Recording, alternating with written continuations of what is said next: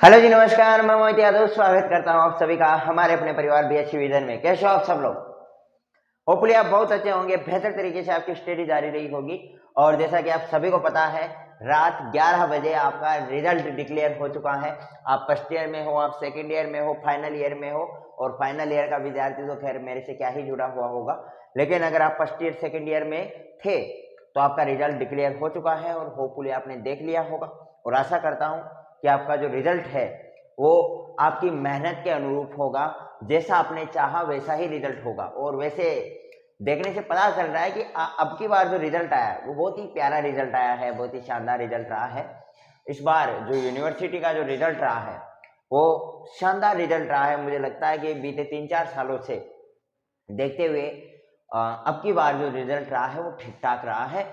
और अगर अपन डिग्री के कंपैरिजन की बात करें तो यार उससे तो बहुत ही ज़्यादा मस्त है।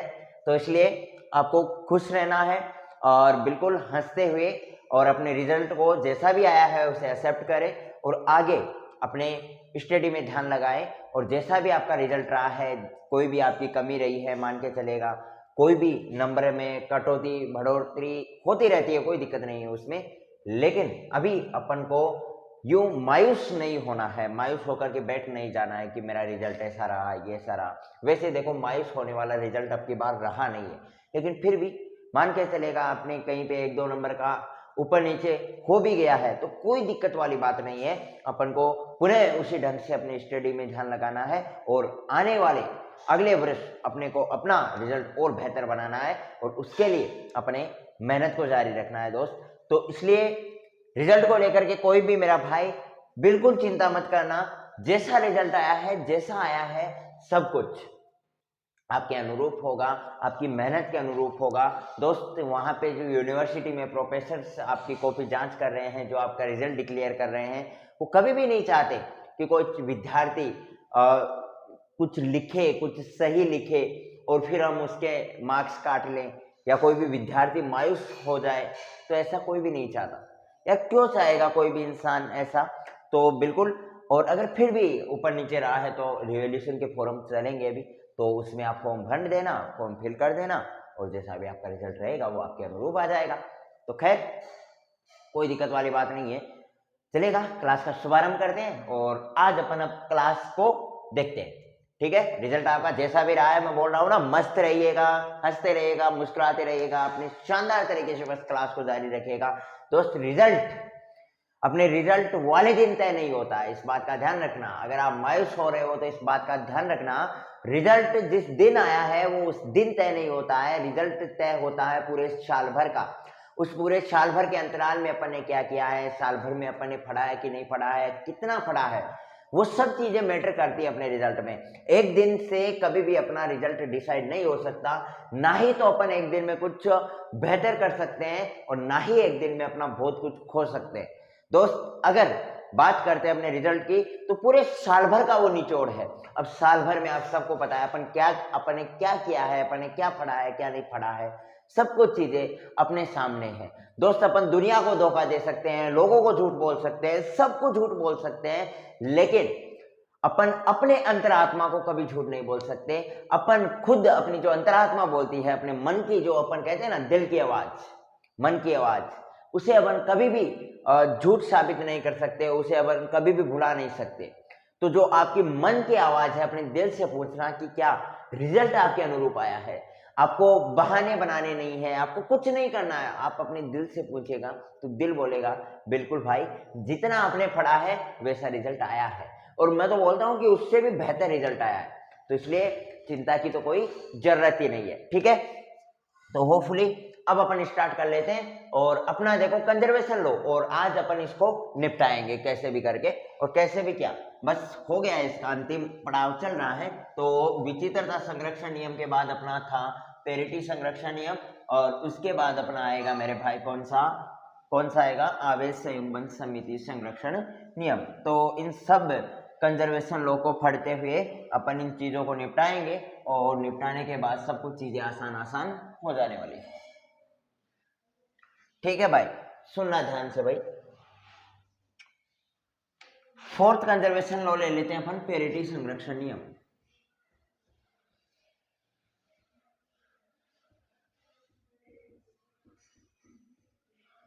What is parity conservation law? Parity संरक्षण नियम, पहली बात तो होता क्या है, पेरिटी संरक्षण नियम होता क्या है इसके बारे में जानते हैं। देखो पेरिटी संरक्षण नियम, सबसे पहले तो पेरिटी संरक्षण नियम की बात आती है तो रिएक्शन से पहले कुल पेरिटी का मान, रिएक्शन से पहले कुल पेरिटी का मान रिएक्शन के बाद कुल पेरिटी के मान के बराबर हो तो उसे अपन पेरिटी संरक्षण नियम, पेरिटी कंजर्वेशन लॉ के नाम से जानते हैं। अब बात ये आती है कि अपनी पेरिटी कंजर्वेशन लॉ कहाँ पे यूज होती है, what is this parity conservation law, तो इसके बारे में अपन को जानना है और इसीलिए तो अपन ने स्टार्ट किया है। बोले सर हाँ थोड़ा बहुत अगर आपको नॉलेज हो तो पेरिटी क्या होती है मेरे भाई, आपके माइंड में एक बात जरूर खल रही होगी, what is parity sir, what is parity? Parity is a transformation which is convert a function to another function. Parity एक प्रकार का ट्रांसफॉर्मेशन है जो कि अपन को एक फंक्शन में पोजीशन और स्पिन पे डिपेंडेंट होती है किसी भी तरंग फलन के रूप में। बोले सर देखो बात करते हैं तो हिंदी में बात करेंगे अपन, सारी की सारी बातें आप हिंदी में बोल रहे हो तो हमें बता दो, इंग्लिश ज्यादा झाड़ोगे मेरे भाई, मेरे को इंग्लिश आती है क्या? आप एक बात बताओ, मेरे को इंग्लिश आती है? बोले सर कभी कभी बोलते हो आप, कभी कभी बोलता हूं मैं अपना इंप्रेशन जानने के लिए, वरना इंग्लिश किसको आती है और इंग्लिश को किसकी पढ़ी है? अपन को एक सही वे में चीजों को समझना है।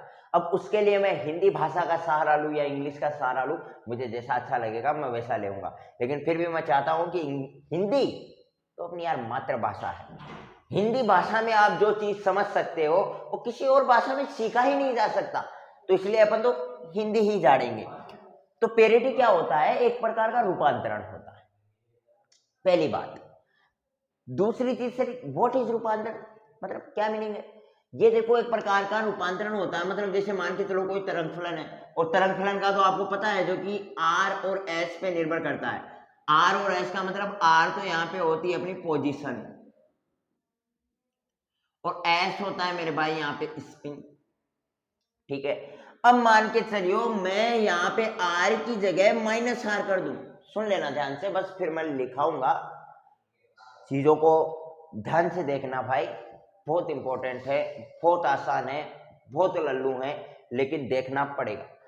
आर की जगह अगर मैं माइनस आर कर दूं और अपने तरंग फलन के मान में कोई चेंज ना आए, मेरे भाई सुनना, आर की जगह मैं माइनस आर करूं, यहां पे मैंने माइनस आर कर दिया, स्पिन ले लिया, मतलब मैंने नेगेटिव कर दिया पोजीशन को, नेगेटिव मान के चलेगा प्लस डायरेक्शन में अपनी पोजीशन चल रही थी, मैंने उसे माइनस एक्स डायरेक्शन में यानी नेगेटिव कर दिया, तो भी अपने तरंग फलन के मान में कोई चेंज ना आए। मेरी बात समझ पा रहे हो?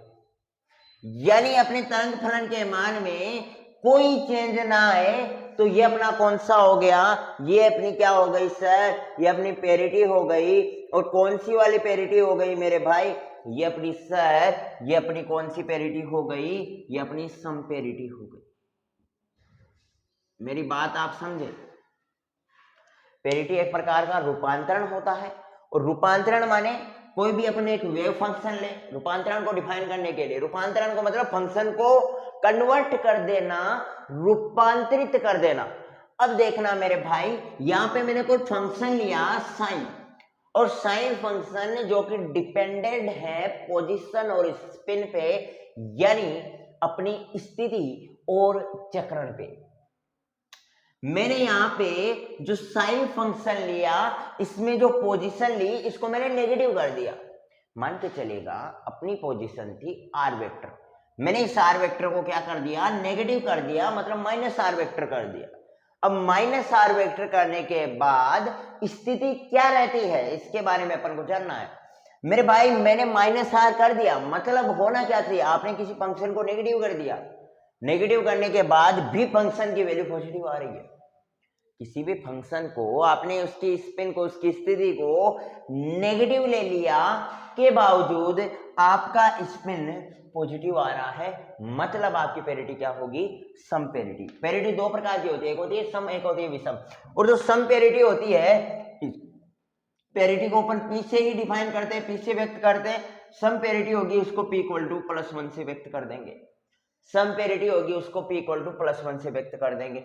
और मान के चलेगा मैंने position r equal to -r की, और अपना जो ये साइन rs फंक्शन था मैंने यहाँ पे r की जगह -r कर दिया, ठीक है। और आपका ये जो फंक्शन था वो माइनस में बदल गया, यानी r की जगह जैसे ही मैंने -r किया और फंक्शन के बाहर अपना माइनस निकल करके आ गया, तो ये जो पेरिटी हुई मेरे भाई वो हुई विषम पेरिटी। ये पेरिटी कौन सी हुई? विषम पेरिटी, जिसे p इक्वल टू -1 से अपन व्यक्त कर देंगे। पेरिटी एक प्रकार का ट्रांसफॉर्मेशन होता है, इसे p से व्यक्त करते हैं। पेरिटी दो प्रकार की, यानी सम पेरिटी और विषम पेरिटी होती है।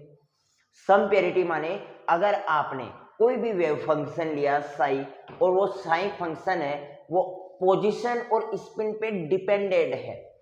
साई वेव फंक्शन पोजीशन और स्पिन पे डिपेंडेड है। डिपेंडेंट होने का मतलब ये है कि दोनों पे निर्भर कर रहा है। अब आपने क्या किया, पोजीशन को रिप्लेस कर दिया नेगेटिव पोजीशन से। क्या किया मेरे भाई?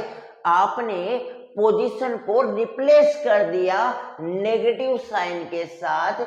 अगर रिप्लेस करने के बाद आपका वेव फंक्शन पॉजिटिव का पॉजिटिव रहा जा रहा है, जैसा कि इसमें रहा, तो आपका वेव फंक्शन जो होगा वो पेरिटी सम पेरिटी कहलाएगी, और उसे p इक्वल टू +1 से व्यक्त किया जाएगा।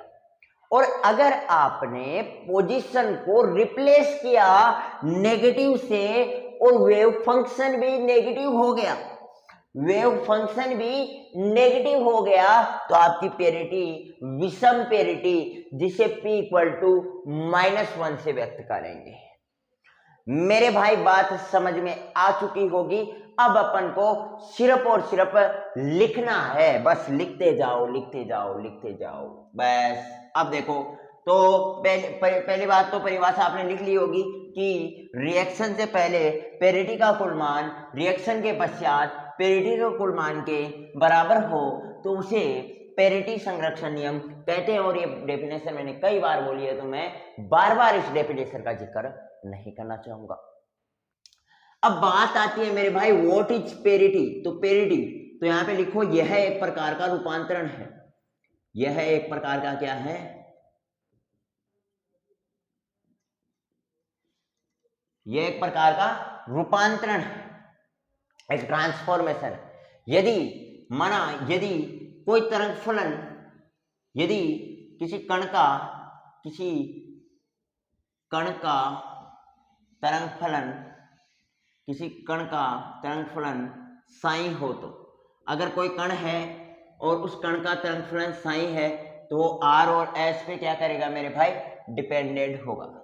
r और s पे क्या करेगा? डिपेंडेंट होगा। यदि r इक्वल टू -r, ठीक है, तो साइन -rs का वैल्यू आपको मिले साइन rs, तो पेरिटी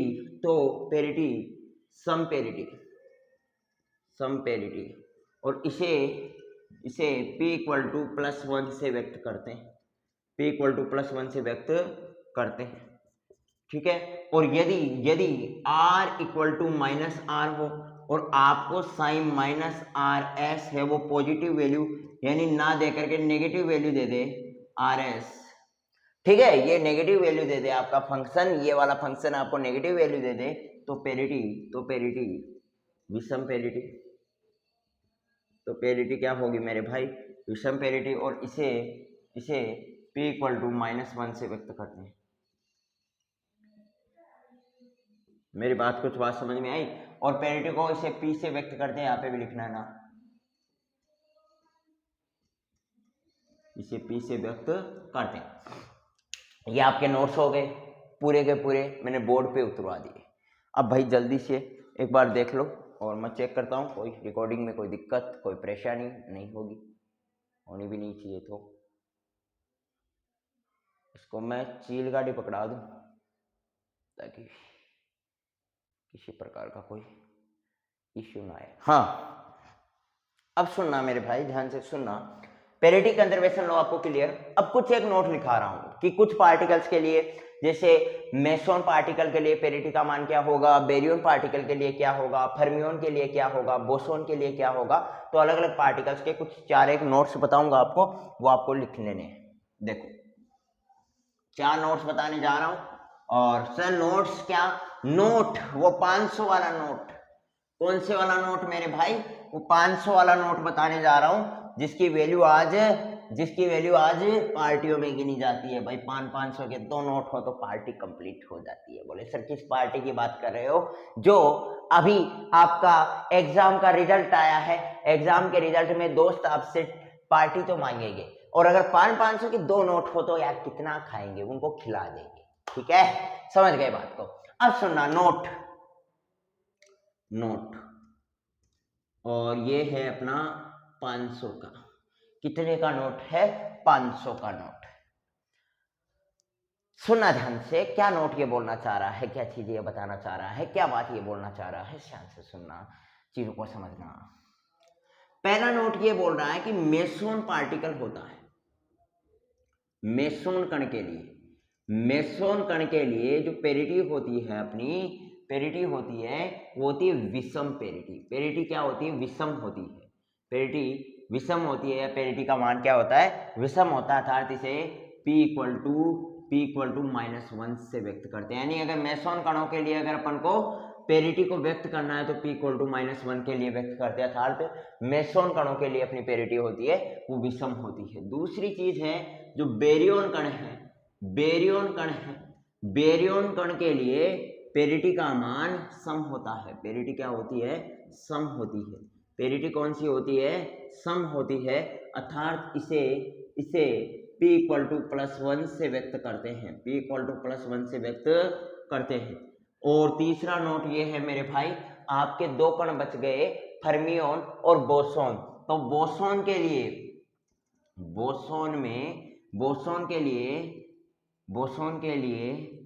कण प्रतिकण, बोसोन के लिए या बोसोन में ऐसे कर लो, बोसोन में कण प्रतिकण के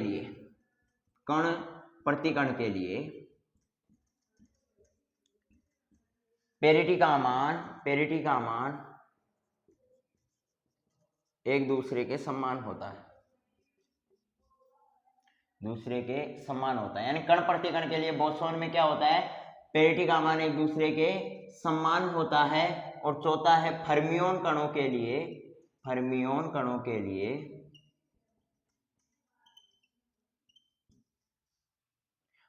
कणों में या फर्मियन में जो कण प्रतिकण के लिए पेरिटी का मान एक दूसरे के विपरीत होता है। ऐसे कर लो, फर्मियन में पेरिटी का मान कण प्रतिकण के लिए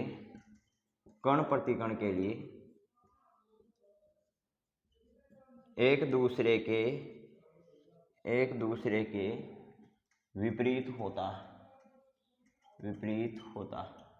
यानी फर्मियन कणों में क्या होता है कि पेरिटी का मान एक दूसरे के विपरीत होता है। मैंने कोई बहुत भारी भरकम वाली चीजें नहीं बताई, 4 शॉर्ट नोट्स आप मान लीजिएगा, बहुत ही प्यारे नोट्स मैंने आपको बताया। देखिएगा, एक एक चीज को मैं समझाता हूँ। जो लिखाया है वो आपने लिख लिया, अब बस समझने पे ध्यान देना। मैंने क्या लिखाया, मैंने बोला मेसोन कणों के लिए पेरिटी विषम होती है। सर पेरिटी विषम होने का मतलब है अपने ट्रांसफॉर्मेशन में नेगेटिव साइन आएगा। पेरिटी विषम होने का मतलब है सर अपने ट्रांसफॉर्मेशन में नेगेटिव साइन, यानी साइन RS नेगेटिव साइन के साथ आएगा। बात तो यही है, ठीक है। यानी P इक्वल टू, और विषम पेरिटी को अपन P इक्वल टू -1 से व्यक्त करते हैं, ठीक बात। मेसोन का दूसरा भाई, सगा भाई, दूसरे साइड वाला, दूसरे दादाजी वाला भाई कौन सा है, तो बोलोगे सर बेरियन कण है। बेरियन कण के लिए क्या होगा, बोले अपन ने क्या खरीदा है, बलेनो खरीदा है, तो दादाजी वाले कम से कम शिफ्ट तो लेकर के आएंगे ही ना।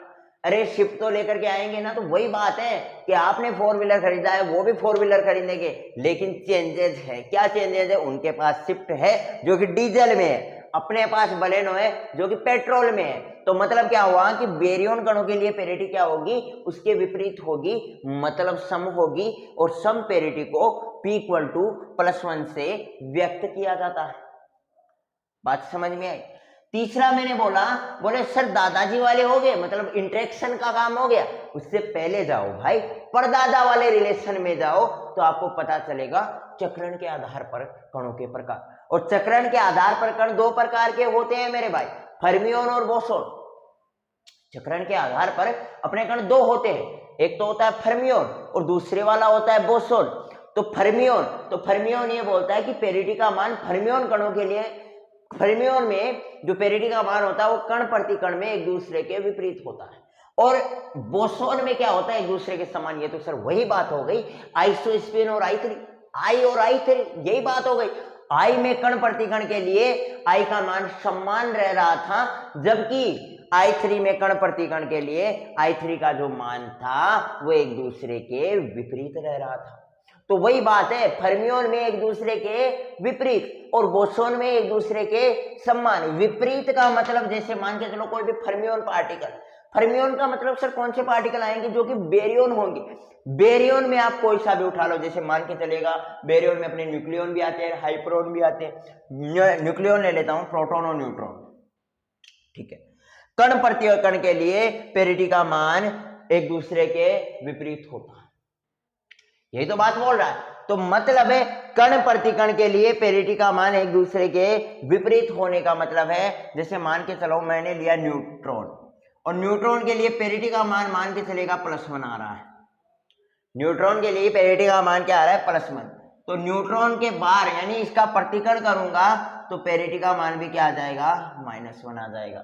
मान के चलेगा मैंने प्रोटॉन, क्या लिया, प्रोटॉन। आप बोलोगे सर कि आपको बुझाई कि आपने यहाँ पे +1 ले लिया, व्हाट इज दिस सर, मतलब बेवकूफ बना रहे हो। मेरे भाई एक बात ध्यान से सुनना, मैंने क्या बोला, फर्मियोन कण वास्तविकता में बेरियन कणों से मिलकर के बने होते हैं, या फिर बेरियन कण फर्मियोन कणों से मिलकर के बने होते हैं, यानी फर्मियोन के अंतर्गत ही बेरियन आते हैं। एक नोट मैंने यहाँ पे लिखाया था, बेरियन कणों के लिए पेरिटी सम होती है, मतलब P का मान +1 होता है। मैं बात किसकी कर रहा हूं, फर्मियोन कणों की, मतलब P का मान +1 होगा। प्रत्येक पार्टिकल के लिए P का मान +1 होगा। मेरे भाई मैं सिग्मा प्लस ले लूं तो P का मान क्या होगा, +1 होगा। इसका एंटी पार्टिकल किया, P का मान -1 हो गया। ये बात ये फोर्थ नोट बोलना चाह रहा है।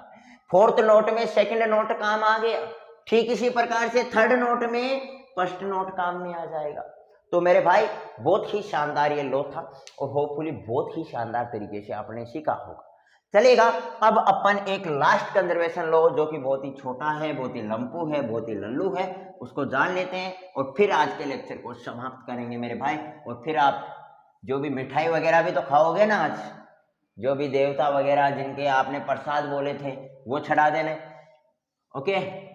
मेरी तरह कहना मत, क्योंकि मैंने आज तक जितने प्रसाद बोले हैं एक नहीं चढ़ा पाया, क्योंकि मेरे को एक साथ अब भंडारा करना पड़ेगा, मेरे को तो एक साथ भंडारा करना पड़ेगा।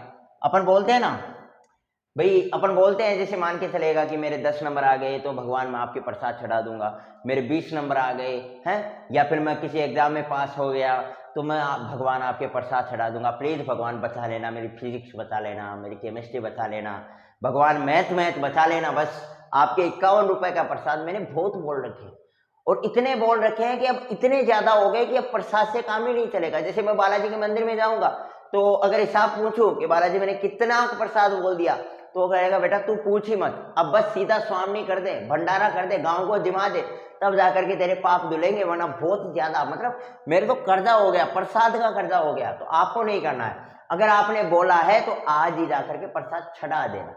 मैंने देखो माता जी के मंदिर में बहुत सारे प्रसाद बोल रखे हैं, मतलब मैं यहाँ तक कि अगर कभी अपने वर्षा हो रही है तो मैं कि वर्षा रुक जाएगी, हे मनसा माता 5 रुपए का प्रसाद छट गया।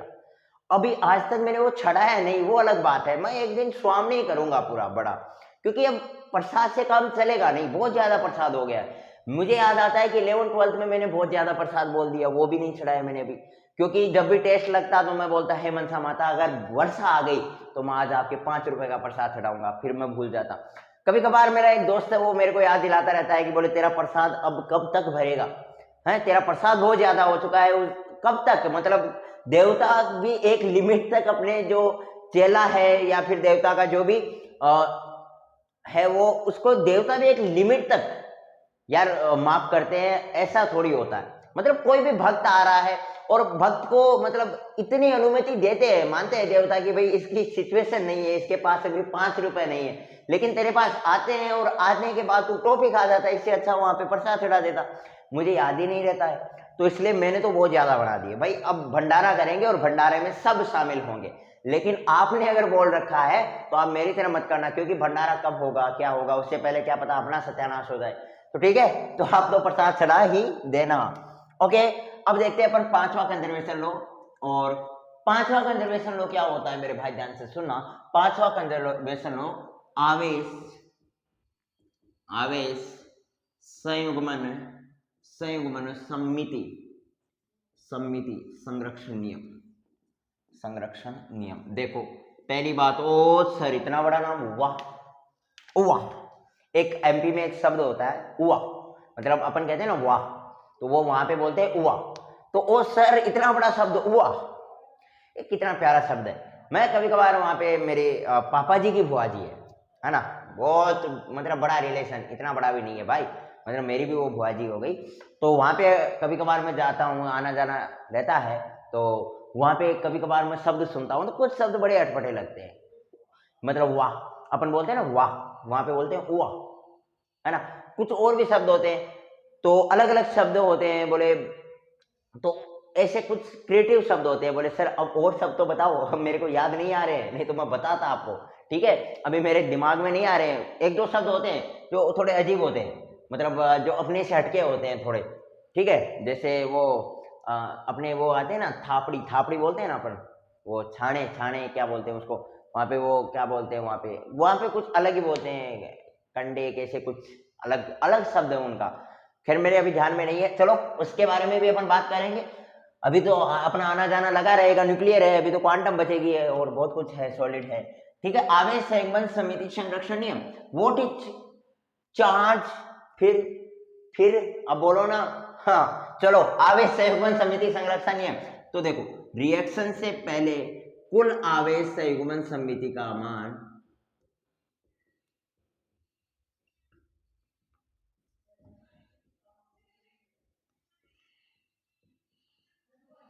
रिएक्शन के बाद कुल आवेश संयुग्मन समिति के मान के बराबर हो तो उसे आवेश संयुग्मन समिति संरक्षण नियम कहते हैं। ये डेफिनेशन आप सबने लिख ली होगी मेरे लेक्चर को, और संरक्षण नियम को सुनते ही आपने ये डेफिनेशन लिख ली होगी। अब व्हाट इज आवेश संयुग्मन समिति संरक्षण नियम, देखो ये भी एक प्रकार का क्या होता है, रूपांतरण होता है।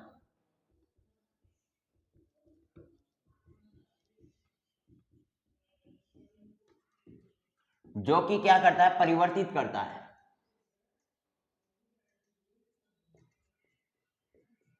किसको परिवर्तित, किस किस को करता है, ये चार्ज को करता है माइनस में, यानी कोई भी आवेश है उसको माइनस आवेश में, इलेक्ट्रॉन नंबर को माइनस के इलेक्ट्रॉन नंबर में, बेरियन नंबर को माइनस के बेरियन नंबर में, स्पिन को माइनस के स्पिन में। ये अपना क्या होता है, अपना आवेश संयुग्मन समिति संरक्षण नियम होता है। ये इतना छोटा सा एक लॉ है और बहुत ही प्यारा सा लॉ था, आवेश संयुग्मन समिति संरक्षण नियम का। ये एक प्रकार का ट्रांसफॉर्मेशन, पहली बात तो इसकी डेफिनेशन आप लिख ही दोगे, और डेफिनेशन आप लिख देने के बाद क्या करोगे, यहाँ पे लिखोगे कि एक प्रकार का ट्रांसफॉर्मेशन होता है, रूपांतरण होता है, जो कि किसको किसको चेंज करता है, आवेश को माइनस आवेश में, इलेक्ट्रॉन नंबर को माइनस के इलेक्ट्रॉन नंबर में, बेरियन नंबर को माइनस के बेरियन नंबर में, और स्पिन को माइनस के स्पिन में। यहाँ पे माइनस लिखना भूल गए क्या, तो स्पिन को माइनस के स्पिन में ये क्या कर देता है मेरे भाई, चेंज कर देता है। ठीक है, स्पिन को है ना, यहाँ पे मैंने क्या बोला, आवेश को माइनस आवेश में, इलेक्ट्रॉन नंबर को माइनस इलेक्ट्रॉन नंबर में, बेरियन को माइनस बेरियन में, और स्ट्रेंथनेस को माइनस स्ट्रेंथनेस में। ठीक है, मैंने क्या बोला भाई, स्पिन बोला क्या, सॉरी गलत बोल दिया मैंने। यहाँ पे ये है स्ट्रेंथनेस, विचित्रता है ना, विचित्रता है। ठीक है, मुझसे निकल जाता है कभी कभार ये स्पिन, अभी अपन स्पिन के बारे में पढ़ा हुआ था तो स्पिन ही दिमाग में रह गया, ये स्ट्रेंथनेस है ना यहाँ पे। और स्पिन जो कि अपन ने पूर्व पेरिटी में काम में लिया था वहां पे था वो। ठीक है, अभी मेरी बात ध्यान से सुनना। अब क्या सुननी है, देखो कंजर्वेशन लॉ आपके कंप्लीट होने को चले, अब अपन को क्या करने है, तो अपनी इंटरेक्शन यानी क्रियाएं, अन्योन्य क्रियाएं रही हैं, प्रबल अन्योन्य क्रिया है, दुर्बल अन्योन्य क्रिया है, जो उनके क्वांटा वगैरह अपन पढ़ेंगे, ठीक है। 4 अन्योन्य क्रियाएं वहां पे रही हुई है, और उसके अलावा 4 अन्योन्य क्रियाएं तो वो है, और चारों अन्योन्य क्रियाओं के अलावा अपने हैं एक अष्टथयी मेथड, 8 फोल्ड वे है।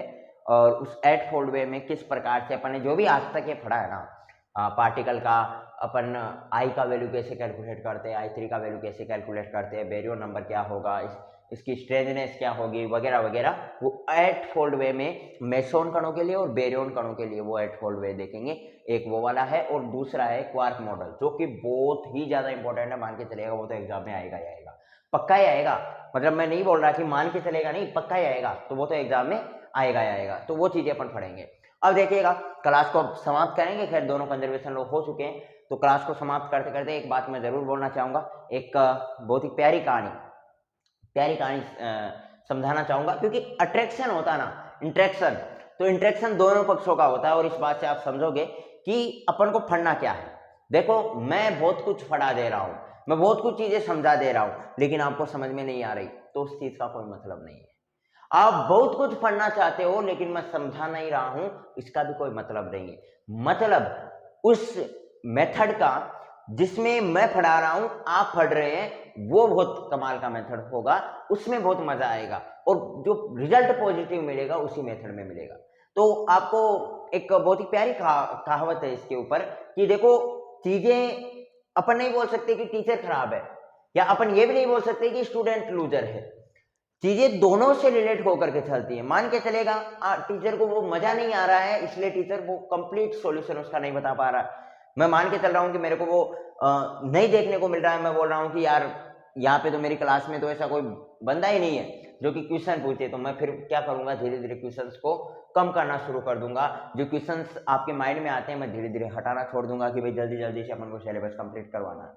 तो ऐसा ना होना चाहिए। दूसरी चीज है, ये मेरे लिए गलत बात है, और मुझे ऐसा कभी नहीं करना चाहिए, और मैं कभी करूंगा नहीं। दूसरी बात है, मैं बहुत कुछ सिखाना चाह रहा हूँ, बहुत कुछ बता रहा हूँ, के बावजूद स्टूडेंट समझना ही नहीं चाह रहा है, स्टूडेंट पढ़ता ही नहीं है, स्टूडेंट सिर्फ और सिर्फ चाहता है कि मेरे को नोट्स लिखाए जाए। तो वो भी एक गलत मेथड है। कि भाई आपको अगर टीचर इतना एफर्ट करके, मेरे भाई, मेरे को कोई बचपन से, मैं तो आइंस्टीन तो था नहीं, मैं तो कोई बचपन से आइंस्टीन था नहीं कि मेरे को तो फिजिक्स भाई बचपन से ही आती है, ये आती है वो आती है। हमें एक सब्जेक्ट को, किसी भी सब्जेक्ट को प्रिपेयर करने के लिए, किसी भी टॉपिक को प्रिपेयर करने के लिए, और स्पेशली ऑनलाइन क्लासेज में बहुत ज्यादा मेहनत करनी पड़ती है। आपको क्या पता है यार, 1 घंटे की मेहनत के लिए हमें पीछे 3-4 घंटे लगाने पड़ते हैं, बैकअप रखना पड़ता है 4 घंटे का, तब जाकर के 1 घंटे का लेक्चर तैयार हो पाता है, पूरे क्वेश्चंस के साथ, पूरे मेथड के साथ, पूरे आपके ये अपलोड करने से लेकर के आप तक पहुंचने तक, इसको रिकॉर्ड करने से लेकर के आप तक अपलोड करने तक लगभग 3 से 4 घंटे का समय अपने आप लग जाता है। किसमें व्यतीत होता है ये तो आप जानो।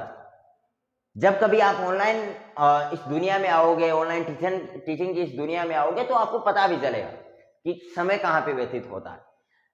अब देखिएगा, इस समय का आप सदुपयोग करो। और मैं नहीं बोल रहा कि मैं इतने घंटे ये काम करता हूँ, वो करता हूँ, आपके लिए कर रहा हूँ, वो कर रहा हूँ, मुझे बहुत मजा आता है पढ़ाने में, मैं इसलिए कर रहा हूँ, आपके लिए एक सही कंटेंट लेकर के आ सकूं, मैं भी एक अपने फील्ड में कुछ बेहतर कर सकूं, इसके लिए आपके लिए सही कंटेंट लेकर के आ रहा हूं। अब आप किस मेथड में लेके, आपको हो सकता है कुछ बच्चे इस मेथड में लेके बोले यूट्यूब से पेमेंट आएगा इसलिए पढ़ा रहा है, तो वो भी बिल्कुल सही है। हो सकता है कुछ बच्चे इसलिए ले कि इसको कुछ नहीं आता है, कहीं पे काम नहीं मिला तो इसलिए पढ़ा रहा है, वो भी बात सही है। और हो सकता है कुछ बच्चों को लगे कि हाँ, वास्तविकता में ये बीएससी में कुछ अच्छा पढ़ाने जा रहे हैं, बीएससी की दुनिया में कुछ अच्छा काम करने जा रहे हैं, तो उनके लिए भी बहुत बहुत स्वागत है। मैं सब बच्चों की बात को अलाउ करता हूं, मैं किसी भी बात को डिनाय नहीं करूंगा, क्योंकि आपकी बात से मेरे को एक चिट्ठी भर, मतलब एक मुट्ठी भर तो बहुत ज्यादा हो जाएगा, एक मतलब अपन कहते हैं ना, एक मणिया सा फर्क नहीं पड़ने वाला, एक जो अपना होता है ना बाजरे का तूतले जितना फर्क नहीं पड़ने वाला मेरी फॉलोइंग पे, या फिर मेरे कैरेक्टर में, या फिर मेरे आचरण में, मतलब एक तूतला भर मेरे फर्क नहीं पड़ता। तो इसलिए इन चीजों को तो भूल ही जाना। दूसरी चीज मैं आपको बताना चाह रहा, एक बहुत ही प्यारी कविता आपको सुनाना चाह रहा था, तो वो कविता ध्यान से सुना।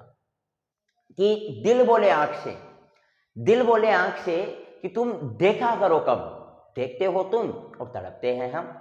दिल बोले आंख से कि तुम देखा करो कम, देखते हो तुम और तड़पते हैं हम। तो फिर आंख बोले दिल से आंख बोले दिल से कि तुम चाहा करो कम, चाहते हो तुम और रोते हैं हम। तो सबका एक साथ क्या होता है, कॉम्बिनेशन होता है। ऐसा नहीं है कि एक पार्टी की वजह से कुछ बिगड़ता है। अगर गलतियां दोनों पक्षों में होती है तो सब कुछ खल्लास हो जाता है, सब कुछ सत्यानाश हो जाता है। तो इन चीजों का थोड़ा ध्यान रखना, ठीक है। मिलते हैं नेक्स्ट क्लास में, तब तक के लिए हंसते रहेगा, मुस्कुराते रहेगा, अपनी फिजिक्स को शानदार दमदार बनाने का प्रयास करते रहेगा। Bye bye, have a nice day.